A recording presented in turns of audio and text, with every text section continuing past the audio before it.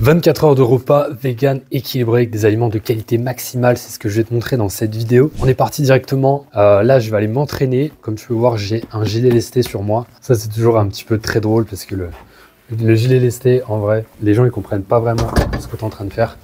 Dans la rue, ils s'imaginent que c'est un gilet d'explosif ou alors un gilet pare-balles. À chaque fois, ça me fait rire de croiser en fait le regard des gens. Je trouve ça assez drôle. Donc, on est parti directement. Là, je vais aller faire mon entraînement de sport. Je vais te montrer un petit peu comment ça se passe. Et juste avant, je vais te montrer directement mes repas. Donc, le premier repas que j'ai déjà préparé. Je vais te montrer ce que ça donne. On va se retrouver ensuite au parc. Pense bien à regarder. En description de cette vidéo, il y a tous les contenus, toutes les ressources. Donc, la vidéo sur les protéines végétales, comment créer des assiettes protéinées variées, équilibrées. Comment perdre du poids, comment se transformer avec une alimentation végétale le kit aussi pour sportifs vegan, tout ça c'est en description juste en dessous. Je te montre le premier repas, la préparation et on se retrouve à l'entraînement. C'est parti. Pour le repas du midi, on aura des lentilles corail qui apportent des protéines végétales, du fer, des fibres et des folates, du panais qui apporte des glucides complexes, des fibres, du potassium et de la vitamine C, des blettes. On va consommer 2 légumes crus, à savoir une carotte râpée et du radis noir, râpé également, et du persil pour booster la vitamine C. Dans la sauce, on va avoir du tahini qui apporte du calcium et du fer, de l'huile de colza qui apporte des oméga 3, du vinaigre de cidre qui va aider sur la digestion, de la crème de coco pour avoir une texture plus onctueuse et avoir des acides gras qui restent intéressants, et du curry qui apporte des antioxydants et qui a des propriétés anti-inflammatoires.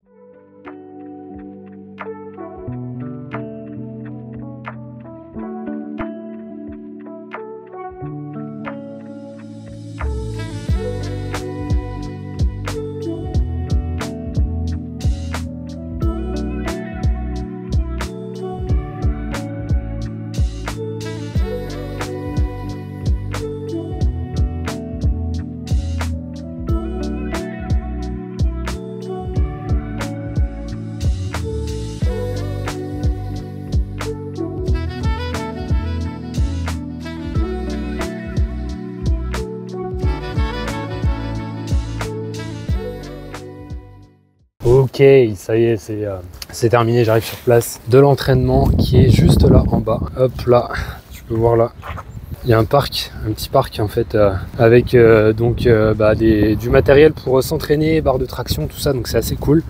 C'est un petit parc que j'aime bien, là il y a une piscine ici je pense qu'il va pas trop servir parce qu'ils sont en train de construire une autre piscine bien plus grande à Uzès. Voilà, là où je m'entraîne en ce moment. Moi j'aime bien quand même m'entraîner dehors, je trouve ça sympa, surtout quand il y a du soleil comme ça. C'est juste plaisant. Je te montre un petit peu comment je m'entraîne et puis on se retrouve directement pour le premier repas après l'entraînement. Je t'ai pas dit à jeun, d'accord? Aussi à savoir, ouais, c'est vrai que je pas précisé, mais j'essaie vraiment de faire beaucoup de jeûnes intermittents. D'ailleurs, ce soir, il y a un live sur le sujet, sur le jeûne intermittent que je vais faire, jeûne intermittent vegan. La plupart du temps, je ne mange pas de petit déjeuner. Je commence à manger à partir de 11h midi. Pour essayer de respecter cette fenêtre de 16 heures de jeûne afin de brûler un maximum de masse grasse. Et l'entraînement à jeun, c'est pas du tout un problème, il faut juste être habitué, d'accord? Donc là, je vais aller m'entraîner ici, c'est pas du tout un problème. Il faut simplement habituer son corps, c'est comme tout, c'est une question d'habitude. Une fois que c'est en place, il n'y a aucun problème. Donc je suis parti pour l'entraînement, je te montre quelques mouvements et on se retrouve après pour le premier repas.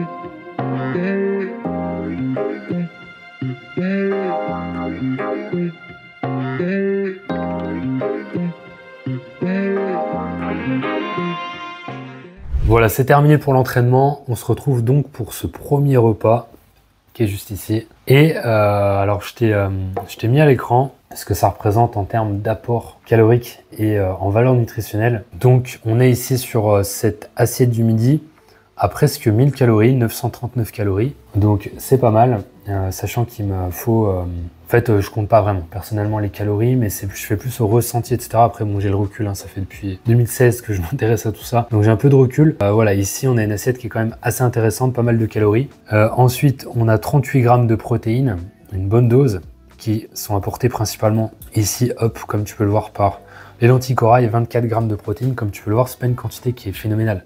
Ici, c'est pesé avant cuisson, toujours pesé avant cuisson. 100 grammes de lentilles corail qui sont présents ici, qui apportent 24 grammes de protéines.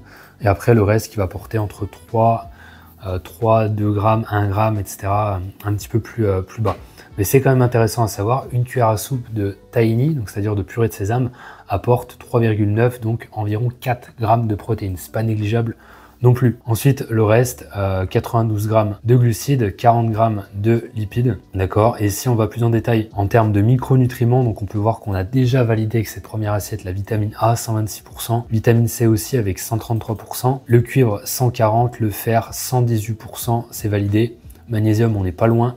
Manganèse, c'est validé. Et voilà. Donc, on va continuer la journée avec la collation. Je vais manger mon repas du midi et je te montre ce que je mange pour la collation de l'après-midi. Pour la collation, on aura ici un porridge. Alors, je le fais pas chauffer. Je préfère laisser gonfler les flocons d'avoine naturellement. Ça reste plus intéressant. Ça va éviter de détruire certains nutriments. On aura donc du lait de soja qui apporte pas mal de protéines, des flocons d'avoine, des myrtilles qui sont des antioxydants puissants qui vont aider à la protection cellulaire, des graines de sésame qui apportent du calcium, du fer et des lignanes qui sont un antioxydant très intéressant et des graines de chanvre qui vont venir booster les apports en oméga 3.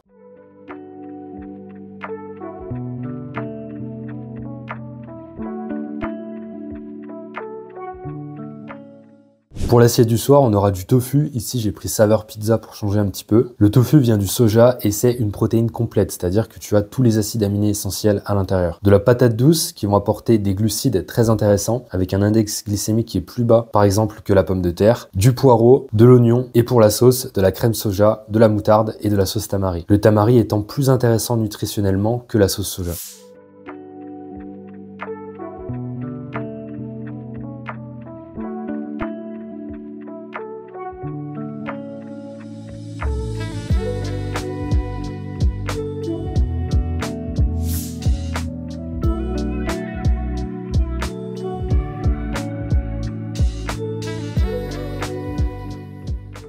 Maintenant, on va regarder le total calorique sur la journée au complet. Donc ici, on a 2067 calories. Alors, c'est pas énorme en termes de calories, mais voilà, ça dépend des jours. Il y en a, je mange moins, il y en a, je mange un peu plus. Et puis, voilà, ça dépend comment je m'entraîne, etc. L'idée, simplement, ce que j'essaie vraiment de mettre en place, d'appliquer et ce que je te conseille de faire, c'est d'avoir de la qualité maximale dans tes assiettes. De regarder les calories, mais pas que ça. De aussi regarder si tes assiettes, encore une fois, sont vraiment optimisées. Pourquoi est-ce que c'est important? Tout simplement parce que au-delà de l'apport en termes de calories, il y a les actions des nutriments qui sont présents dans les aliments qui vont faire que ça va être bien assimilé, bien digéré, bien métabolisé. Donc au-delà de cet apport en termes de calories, il y a aussi est-ce que c'est vraiment bien utilisé par le corps. C'est pour ça que personnellement, je préfère consommer parfois un peu moins en termes de calories. Par contre, je sais que c'est vraiment quelque chose qui va aller nourrir mon corps en profondeur.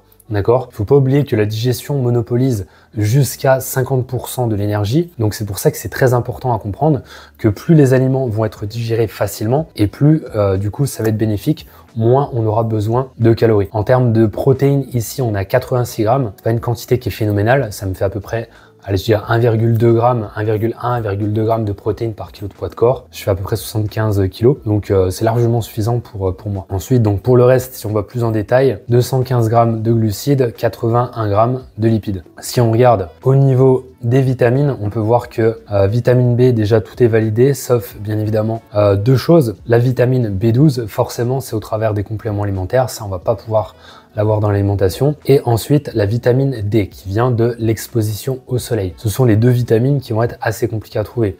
Pour le reste, comme tu peux le voir, tout est validé. Vitamine B1, 103%, B5, voilà, tout est validé, il n'y a aucun problème. On continue. Alors là, par exemple, tu peux voir vitamine E, 81%. Il faut pas oublier aussi que l'alimentation, ça se fait sur la semaine, d'accord? C'est pas, le but, c'est pas d'atteindre 100% chaque jour, parce qu'il se peut que le jour d'après, tu sois à 120. Aujourd'hui, je suis à 80, demain, je suis à 120. Bah, si on fait la moyenne, ça fait bien 100%, d'accord? On continue avec les minéraux. Calcium, 72%. On est pas mal, ça pourrait être validé avec le jour d'après. Ensuite, le cuivre, 319%, c'est validé. Le fer est validé, 249. Magnésium, 164. Manganèse, 380. Phosphore, 192.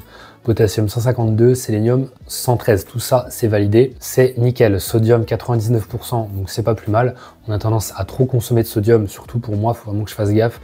Je sais que j'en mets assez facilement dans les plats, donc on est nickel. Le zinc, 85%, c'est quasi validé. Si on regarde au niveau des protéines, bah on est bien. On peut voir que on a un bon équilibre en termes d'acides aminés. Tout est bon.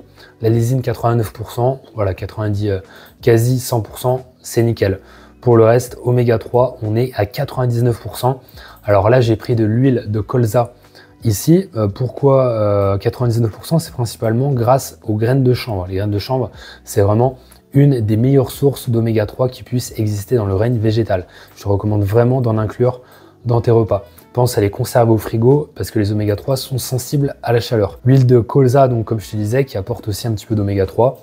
Alors là, il me met soy milk, je compte pas vraiment dessus, lait de soja pour avoir des oméga 3. Et voilà, pour le reste, c'est nickel. Comme tu peux le voir, c'est pas compliqué, mais simplement, bien évidemment, il faut savoir quels sont les aliments les plus intéressants, comme les graines de chanvre pour les oméga 3, comme les graines de sésame pour le calcium, etc., etc.